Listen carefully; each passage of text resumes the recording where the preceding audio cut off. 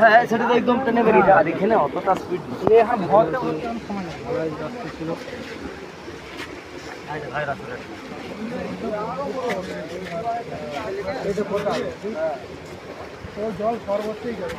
পরবর্তীগুলো কাট হয়ে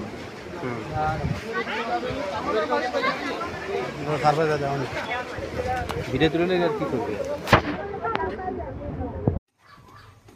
জলটা কোথা দিয়ে পড়তেছে, তা থেকে বেশি পড়তেছে না, এটা দিয়ে বেশি পড়তেছে। নিচেটা দেখা পুরা সাইড দিয়ে একদম জল একদম লিকেজ হচ্ছে।